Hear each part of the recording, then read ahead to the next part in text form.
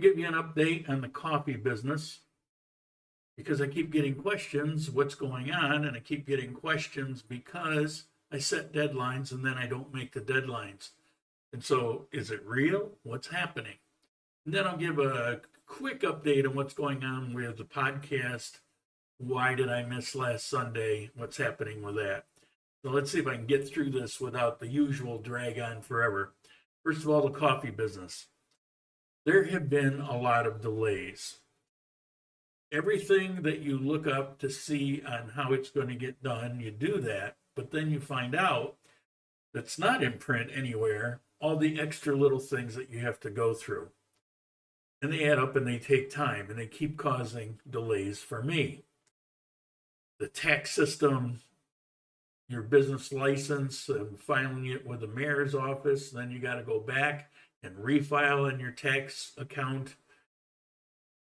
The Coffee Federation, whether you're going to have certification verifications or only a health certificate. Then you got logistics. How am I going to ship these? Am I going to run down to DHL? They do have a program sponsored by the Coffee Federation where you get discounted shipping, but that means every time I get an order, I've got to package them up and take them to DHL. It doesn't sound like something a retired person wants to do. The supply issues, lining up so that I'm actually going to have supply because I'm only involved in the exotics, and the exotics are rare. They're hard to come by. And even if you find farms, which I have, that are willing to sell the exotics to you, it's very limited production. And so that's an issue. You've got to have backup supply, and that backup supply has to be verifiable. Let me insert here something that I've discovered along the way. Actually, many things I've found out along the way. But when you export, the only thing that you legally are required to have is a health certification. It's called an NVIMA. So you have that, it's on your bag, it can go into the United States and you're good to go. Whatever that coffee is has no verification. So within Colombia, they have nothing. There's no requirement whatsoever. And what I found in going to all these different locations and sampling, of course, their coffees, it's very difficult to appreciate a particular coffee just on its own. But if you're doing it frequently, or if you're doing it one next to another, it becomes very clear. And then you learn the characteristics of that. And then even if it's a week later, you can recognize it. You're kind of training your palate to understand the differences in those coffees. Well, I've kind of got to that place. And I go to these locations and I try these coffees. I'll give you one example. Oh, we've got geisha. Here's the geisha. I look at it. The beans look about right. Taste it. This is not geisha. Of course, I understand there are variances. There are differences. But taking that into account, there are certain characteristics that identify it as geisha. And if what I'm drinking is just your typical Colombian coffee, then you can't really call it geisha. In other words, because there's no control within the country, there's a pretty good chance that if you go buy yourself some geisha and you try it, you're either getting, bottom of the barrel or something completely different. And it's a damn shame. Now, going outside of the United States, it kind of depends. You can't get into the good markets unless you are verifiable. And only a health certificate won't do that. So the health certificate is maybe mass market or selling individual or people that don't know any better. But if you want to break into that elite club, you need to have various certifications. And so I decided to put the brakes on and go through that process. It's several months and it's not cheap. But if I'm going to do this and all I'm going to do is sell exotics, then I really better be set up to prove what I'm saying. And so that's what I'm doing. Once I get rolling, every batch of coffee has to go to the Coffee Federation's laboratory. They will verify the origin of that coffee, the variety of that coffee, and they'll grade that coffee. So that's what I'm doing. I'm going through that. More delays, more money, but you got one shot to roll this out the right way, and that's really what I want to do. Then add on top of that, you got to do the website creation. You got to do a shopping cart, all of that. And as things change, you have to keep going back and changing it. So these are all the things I've been going through. Even today, I just came back from the mayor's office filing more paperwork. And this is what, the middle of September, working towards the end of September. Still working on this stuff.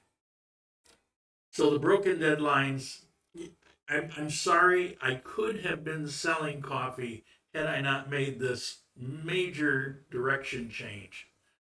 And what brought it home, I didn't think it was going to be all that important until I found that coffees that I was getting and tasting weren't what they said they were. And so I don't want to be in that category. So the Coffee Federation is a big deal, and you need sponsorship. There's a lot to it. All of that's taken care of. I've had meetings. I've had visits to different places. It's a big time suck, but it's been fascinating. And so we'll be on a program where there'll be regular testing. Now, the Coffee Federation also has this thing called Senna Cafe. It's an offshoot. And what it is, it's this mad scientist laboratory where they're constantly working to improve the coffee business. One of the things that's affected the world is this disease. It's called rust, and it gets in and eats up the coffee. It could wipe out massive coffee fields. They're trying to doing everything they can to keep it out of Colombia.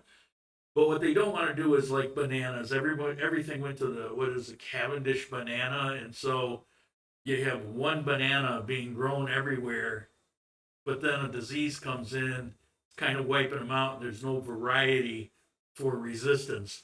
Well, Senna Cafe keeps working on varieties that won't have a resistance. And when it comes to exotic, there's different levels of exotic. And geisha being at the top, mocha being up there, bourbon rosado, pink bourbon, they're up there. And then a tier just below that, it's the one called Tabi. And you'll see that quite a bit. And it's pretty recognizable. I know Tabi when I taste it.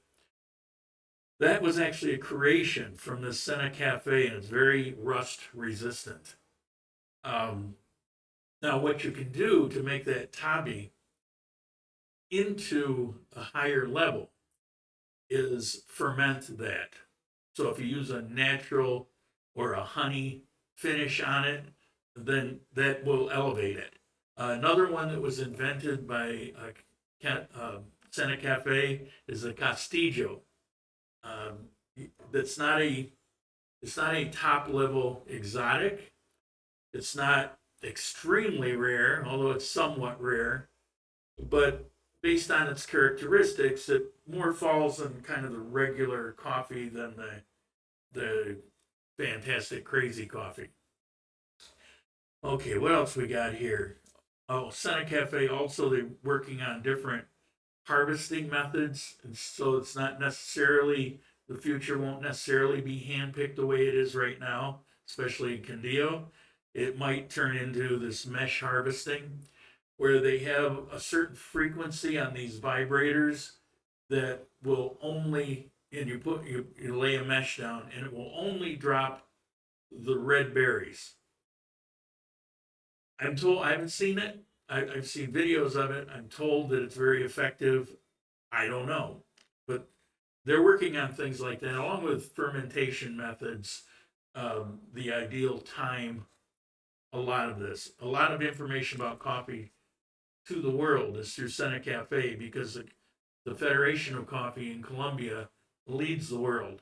As a matter of fact, the world's database of the high level coffee exporters is is kept by the Federation of Coffee in Colombia. So I had another curve. You all know I have a business partner, and I chose her name to be the coffee because it's unique name to Colombia, and it's difficult to find anything related to Colombia with a name that's still available, as you can imagine. Well, she's in Cauca, and you've seen this before. She had great difficulty getting here, and she had to return. She can't get out. And so, we've looked at this. This isn't going to work because I need help. And if she's there, so we've split that partnership, still friends, all of that. This is a practical move. She's going to pursue with her, because the business is already set up. She's going to pursue it in Cauca the same way. She's modeling what she's doing there with what I've done here. Make a relationship with the Coffee Federation, get somebody to go to bat for you. So she's doing all of that there. And she's using her money to support that. Maybe in the future at some point we'll merge up. I don't know.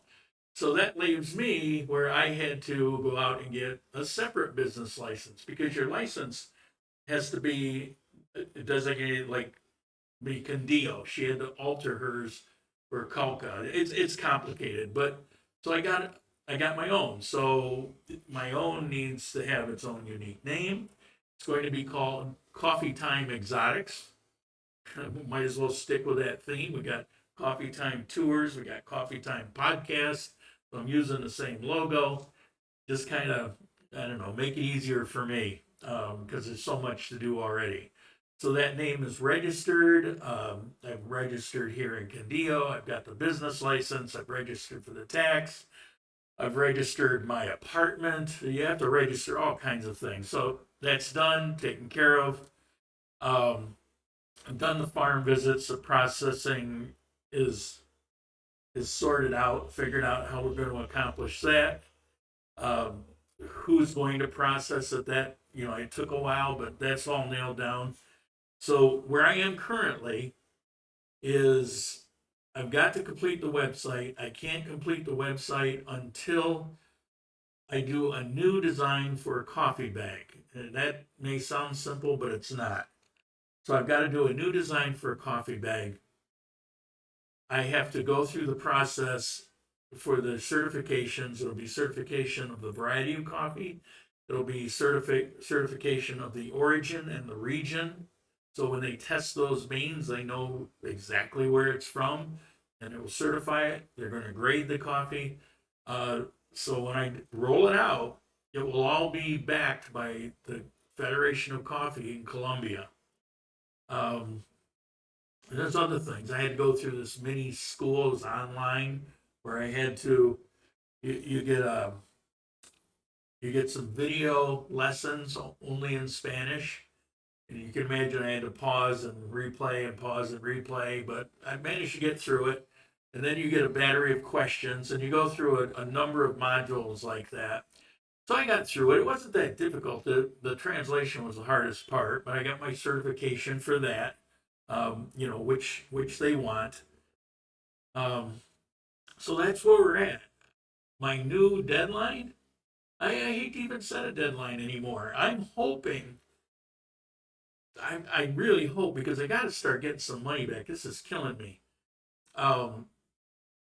Maybe the 1st of November, more likely the 1st of December, but this year sometime, barring some new disaster, but I think we're through them.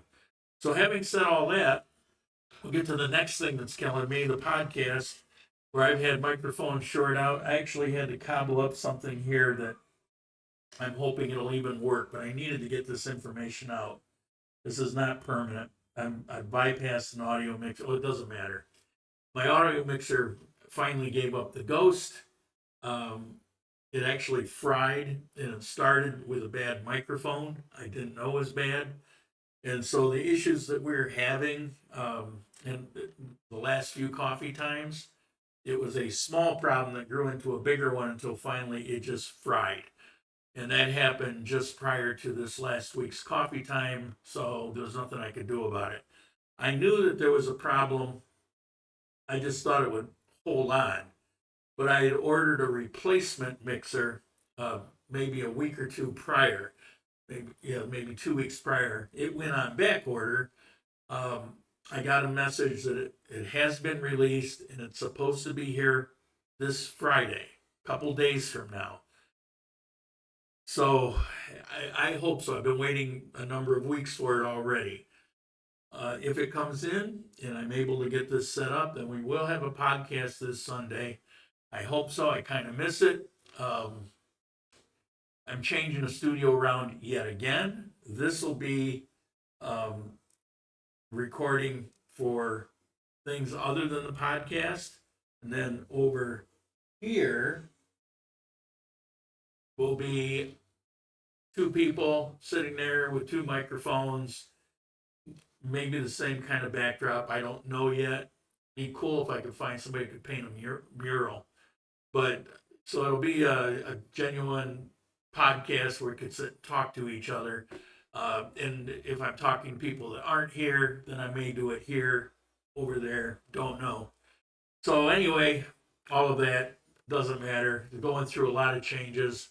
I have dialed it back a little bit because, I'm almost 71 years old and I was working from 6 o'clock in the morning and ending about midnight with barely any breaks in between. And that went on for several weeks. And it caught up with me. I can't really do that anymore. Surprise. And so I've had to dial it back a little bit. But the big thing was chasing the coffee. And by turning it over to the Coffee Federation, one of the upsides of that is it's going to be a couple months before I can do much anyway. So that gives me a little breather time so I can have less pressure to get the rest of this caught up. So that's where we're at. That's what's going on. Hope you guys are all doing well. And you may see me in bankruptcy court. I don't know. Between the items for the studio, the new microphones that I had to get, the audio mixer, cables, it's the coffee. And I swore I would never put my own money into the recordings for coffee time. Well, that kind of went out the window. A lot of donations have kind of dried up. Some of you are still there, which is great. But this was kind of big expenses, and I blew past anything I had set aside. So hopefully it'll pay off. So that's it. If all goes well, I'll see you this Sunday. If it doesn't, I'll see you the Sunday after. Ciao.